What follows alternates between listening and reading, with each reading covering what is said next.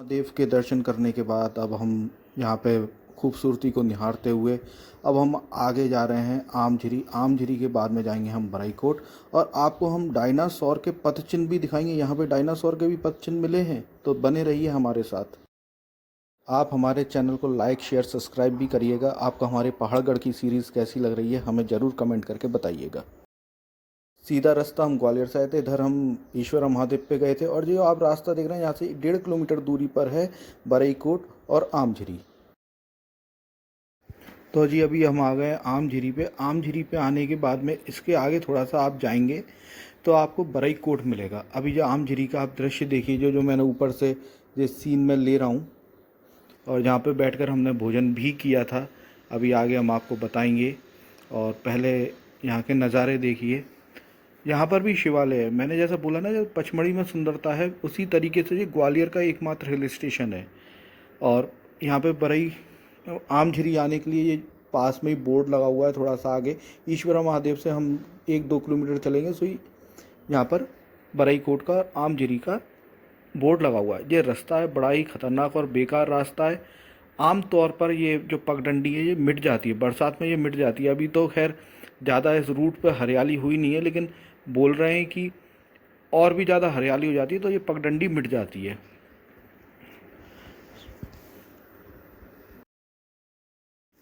अब आप हमारे साथ में आइए, अंदर आपको लेकर के चलते हैं। पहले आमझिरी लेकर के चलते हैं। लोग वाग यहाँ पर जाते रहते हैं, ऐसा नहीं है कि जाते नहीं है। अब ये देखिए यहाँ पर, यहाँ से अब गायब हो गई है पूरी पगडंडी। आप देख रहे होंगे जो अगल बगल से गायब हो गई है। पता नहीं चलेगा कौन से रास्ते पे कहाँ पर मुड़ना है। मैं खुद 2 बार भटक गया था यहाँ पर। तो जब भी आप आएँ तो सावन के महीनों में ही आएँ। सावन के महीनों में क्या लोग वाग यहाँ पर रहते हैं, और भी लोग आते जाते रहते हैं, स्थानीय लोग आते जाते रहते हैं। तो कोई डर वाली बात नहीं है, खोने वाली बात नहीं है। बाकी अभी ये बच्चा आ रहा है और आगे अंदर पिकनिक वगैरह चल रही है, गोट बन रही है। चलिए तो अब आपको अंदर लेकर के चलते हैं हम।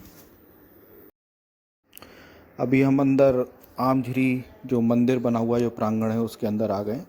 यहाँ पर आम का पेड़ देख करके मेरे को ऐसा लगा कि शायद हो सकता है ये आम का पेड़ होने के कारण इसका नाम आमझिरी रखा गया है। लेकिन जब मैंने बाबा से पूछा कि क्या यही बात है, तो उन्होंने कहा नहीं, ये आम का पेड़ तो मेरे सामने का और अभी अभी का ताजी पेड़ है।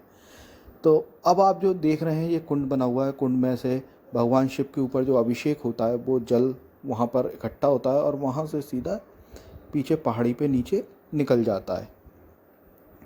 जब हमने भगवान शिव को जो पिंडी देखी, यहाँ पे खाना बनाने की भी व्यवस्था है, लोग वहाँ खाना बना रहे हैं यहाँ पर। और जो भगवान शिव की जो पिंडी हैं, ये बहुत वर्षों पुरानी यहाँ पर इसी तरीके से रखी हुई हैं पिंडियाँ और शिवलिंग। और उसके ऊपर प्रकृति का ऐसा एक जादू है कि वहाँ पर जड़ों की उनकी जटाएं बना दी, जड़ों से उनके बाल बना दिए गए हैं, भगवान शिव की जटाएं बना दी गई हैं।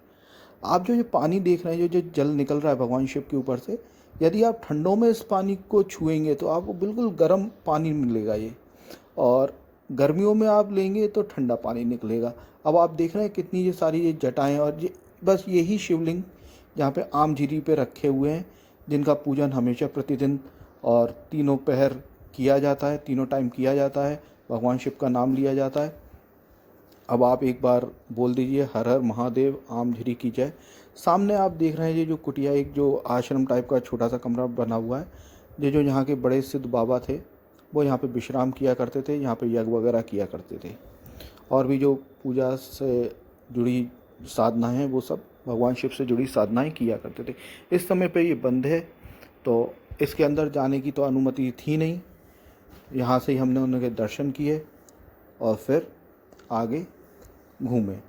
तो अभी हमने वहाँ पे जो महाराज हैं उनसे हमने कुछ बात करी थी, तो आइए हम आपको बताते हैं इसके इतिहास के बारे में। जो भी कुछ बता पाएंगे वो यहाँ के जो पुराने जो साधु संत हैं वही बता पाएंगे। तो हमने उनसे क्या चर्चा करी है आपको भी हम बताते हैं। को भी घूमे ना तो कई साल लग जाएंगे हमें उन्हें पूरा कवर करने के लिए। और ये सामने ये भोजन की जो तैयारी हो रही है, यहाँ पे गोट जो मनाई जा रही है, उसके लिए भी पानी यहीं से इकट्ठा ये कर रहे हैं, तसले में भर रहे हैं, भगोने में। और साथ ही साथ यहाँ पर जो गोट बनाने आते हैं वहाँ पर ये मालपुए वगैरह बना रहे हो, साथ में जो भी सब्जी वगैरह या खीर वगैरह से जो लोग खाते हैं, सबका अपना अपना एक अलग स्वाद रहता है, अपना एक तरीका रहता है। कोई मालपुए सब्जी से खाता है, कोई पूड़ी से खाता है।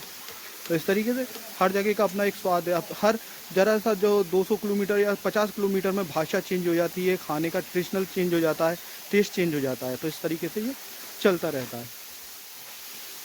या आप ये नीचे देखिए कितनी तेज़ आवाज़, यदि आपको आवाज़, ये देखिए एक ये नाला चल रहा है, ये ऊपर जो सीधा जो पहाड़ पे से जो पानी आ रहा है वो सीधा नाला नीचे चल रहा है, और इस तरीके से जा कर के आगे बहुत बड़े झरने का रूप ले लेता है। यही सब बरसात का पानी, बड़ा ही बेहतरीन मज़ेदार। सावन के सोमवार में आप यहाँ पर आइए और घूमिए।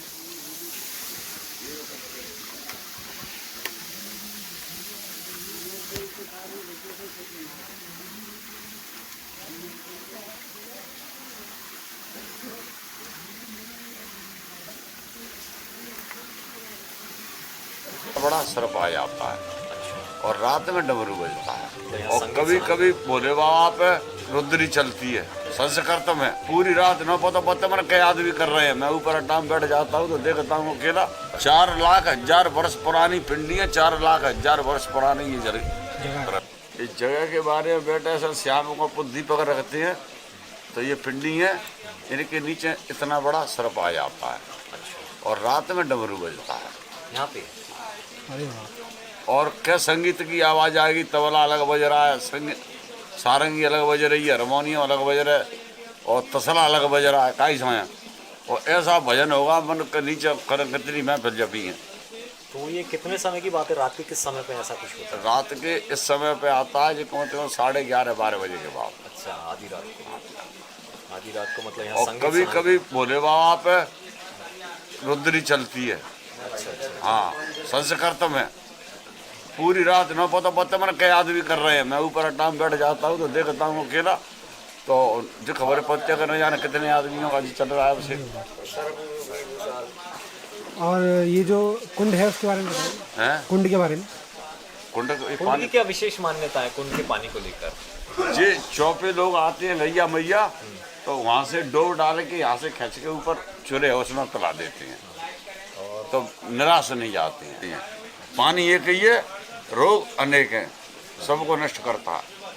आरओ भी पहले इस पानी का अगर 24 घंटा ये पानी यूज कर लिया मानो काम खत्म। पेट की सारी समस्या है। कोई सवाल ही नहीं है, पेट नहीं कोई भी रोग।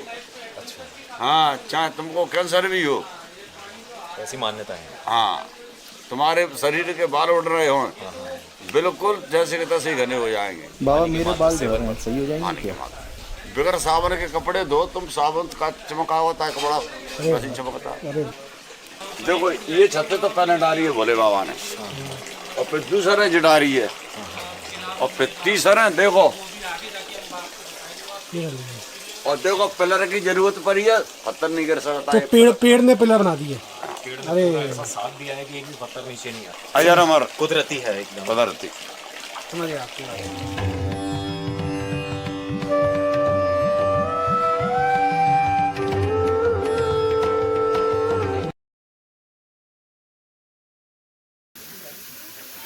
अभी हम आम झीरी पर हैं, और बाबा का कहना यह है कि यहाँ की जो सुंदरता है बहुत जल्द धीरे धीरे ख़त्म होने के लिए आ रही है। ऐसा इसलिए कि यहाँ पे कुछ लोग इस पे कब्जा कर रहे हैं, जंगलों को नष्ट कर रहे हैं। बाबा कौन लोग हैं और किस तरीके से नष्ट हो रहा है? जी कम से कम लाखों बीघा जमीन नष्ट हो रही है, हर साल बाढ़ कर लेते हैं, फिर उसमें गाय भैंस चराते हैं, पत्थरों को बीनते रहते हैं और गोबरों से खेत बनाते रहते हैं। हजारों बीघा की बाढ़ हो चुकी है, अब फिर ताजी बाढ़ होगी, हर बरसात में करते हैं जी, और मैं फोटो डलवा दूंगा। कौन लोग करते हैं ये गांव के माफिया लोग, गांव के भूमाफिया लोग। तो यहाँ पे ये पूरा जंगल को नष्ट करता जा रहा है। जंगल। अच्छा, अभी आपने सरकार में कहा, ये गवर्नमेंट में बोला? 15 साल से शिकायत कर रहा हूँ, 81 पे CCF का नंबर है, CCF पे फॉरेस्ट आती है, रात में आग लगाई जाती है, वो दिखाई बस यहीं आसपास, और बाद में आके छोड़ जाती है। अच्छा, वो लोग फिर कर लेते हैं। हाँ, फिर कर लेते हैं। तो कोई ऐसा कुछ कठोर कदम क्यों नहीं उठाया जा रहा है अभी तक इतने सालों से? 15 साल से कठोर तो मैंने कहा, पर झटा नहीं कहते लेके उन्होंने जो गाँव में आग लगवा ली है।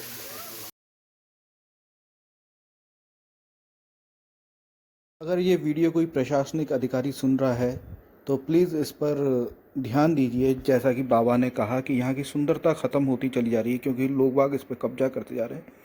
हमारे ग्वालियर में इतनी बढ़िया जगह है, मैंने जैसा कि बोला कि पचमढ़ी है वो, तो ग्वालियर का हिल स्टेशन ही मान लीजिए। तो यदि सुंदरता और यहाँ पे कब्जे नहीं होंगे तो इसकी यहाँ की सुंदरता बची रहेगी और हम लोग इस तरीके से घूमने आते रहेंगे ग्वालियर वासी, और दूर दूर से यहाँ पे पर्यटन बढ़ेगा।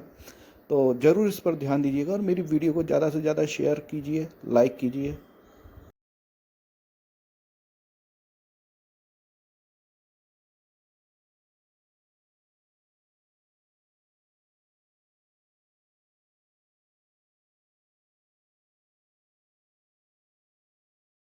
पहले आप अपना परिचय दें। मनोज कलामत पहाड़ जी। रहने वाले, हाँ, नगाड़ा बजाते आम झिरते। चलिए आप अपना नगाड़ा बजा करके बताइए।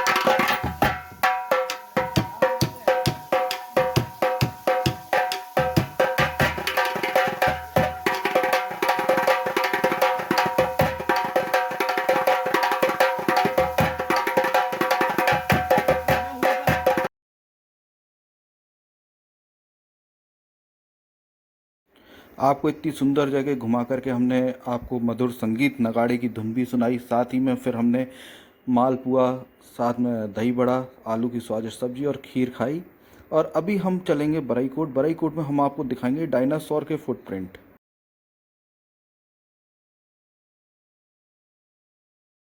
वीडियो का 3rd एपिसोड भी आएगा। 3rd एपिसोड में हम आपको डायनासोर के फुटप्रिंट दिखाएंगे, साथ ही पुराने शिला चित्र भी वहाँ पर आपको दिखाएंगे। तो बने रहिएगा, लाइक शेयर सब्सक्राइब करिएगा। धन्यवाद।